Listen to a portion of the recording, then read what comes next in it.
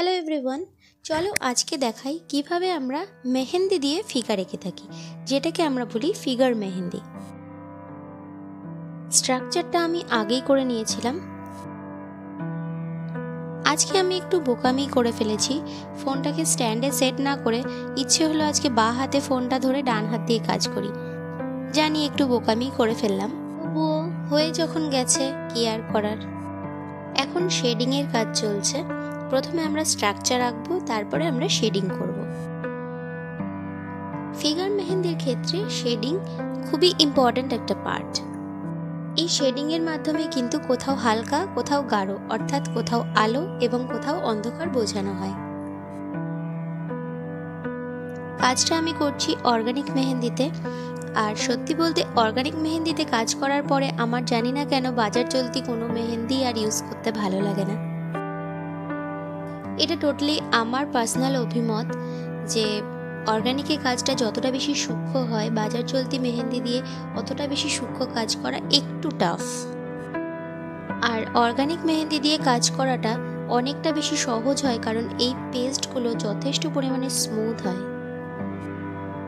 ওড়নাতে এভাবে কিছু detail add করে নিচ্ছি। এবার নেক পিসটা একটু হেভি করে দেব, যাতে গলার দিকটা একটু ভরা ভরা লাগে। এখানে কাজটা যথেষ্ট সূক্ষ্মতার সাথে করতে হবে, যাতে এইটুকু জায়গার মধ্যে ডিজাইনগুলো অ্যাডজাস্ট করানো সম্ভব হয়। এখানেও আমরা সেই আগের প্যাটার্নই ফলো করব, কিছুটা হেভি কিছুটা লাইট।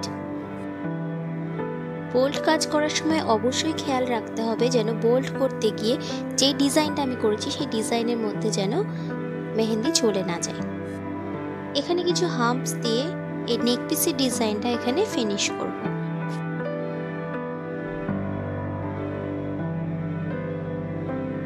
এতক্ষণে কিছুটা দূর থেকে দেখানো সম্ভব হচ্ছে। আশা করি বোঝা যাচ্ছে কতটা ছোট জায়গার মধ্যে এত বড় ডিজাইনটা আমি ধরানোর চেষ্টা করছি। এখানে ঝুমকাটার সঙ্গে কিছু ঝালর ডিজাইন এঁকে নিচ্ছি। ফিগার মেহেন্দির ক্ষেত্রে সূক্ষ্ম কাজ কিন্তু খুবই জরুরি। যতটা সূক্ষ্ম কাজ হবে ততটাই কিন্তু দেখতে সুন্দর লাগবে। এখানে আঁচলের ভেতরের ডিজাইনটাতে ছোট ছোট বরফি এঁকে মাঝখানে ডট দিয়ে দিচ্ছি। এবার আমি চারপাশটা পুরোটা ভরাট করে নেব। আর এটা হলো ব্লাউজ। ব্লাউজটা আমি চেক ওয়ার্কের উপরে রেখেছি। ছোট ছোট চেক, তার মাঝখানে ছোট ছোট ছোট ছোট ডট রেখেছি।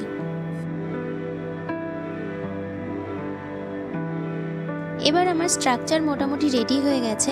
এবার পুরোটা ভরাট করলেই ডিজাইনটা পুরোপুরি কমপ্লিট হয়ে যাবে। আর এই কাজটা করতে আমার খুব ভালো লাগে। এবার হেয়ারটা পুরো ভরাট করলেই চেহারাটা একটু ফুটে উঠবে। খোপা ডিজাইনটা একটু অন্যরকম রাখার চেষ্টা করেছি। খোপাটা পুরোটা ভরাট না করে লাইন এবং শেডিং এর উপরে রাখলাম।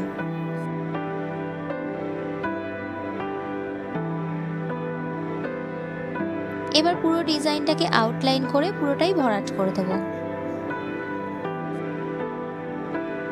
এই ব্যাপারটা দেখতে একটু অধৈর্য লাগলেও কাজটা করতে কিন্তু বেশ ভালো লাগে।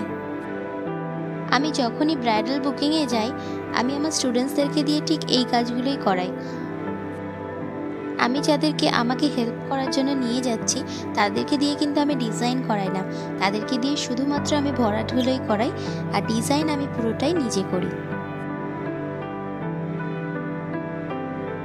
এবার পুরো মোটিভটাতে আমি আউটলাইন করে নিচ্ছি। আউটলাইন করে নেওয়ার পরে কিছু হাম্পস দেব আর কিছু পাতা ডিজাইন দিয়ে ফুল মোটিভটা কমপ্লিট করব। আশা করি তোমাদের ডিজাইনটা পছন্দ হয়েছে। যদি পছন্দ হয় তাহলে একটু লাইক করে দিও, আর যদি একটু বেশি পছন্দ হয় তাহলে শেয়ার করে দিও। আর যদি কেউ ক্লাস জয়েন করতে চাও তাহলে ক্লাস জয়েন করতে পারো। মার্চের থেকে আমাদের ক্লাস শুরু হচ্ছে। আর থ্যাংক ইউ তোমাদের সকলকে। তোমাদের কাছ থেকে আমি অনেক অনেক বেশি মোটিভেশন পাই নতুন নতুন কাজ করার। আমি সত্যি তোমাদের প্রতি ভীষণভাবে কৃতজ্ঞ। তোমরা আমাকে ভীষণভাবে সঙ্গ দাও। এতক্ষণ ভিডিওটা দেখার জন্য অনেক ধন্যবাদ। তোমরা প্লিজ এভাবেই আমাকে সঙ্গ দিয়ে যাও। আর কীরকম ফিগার মোটিভ তোমরা দেখতে চাও সেটাও কিন্তু আমাকে কমেন্টসের মাধ্যমে জানাতে পারো। রাধে রাধে। গোবিন্দ সকলের মঙ্গল করুন।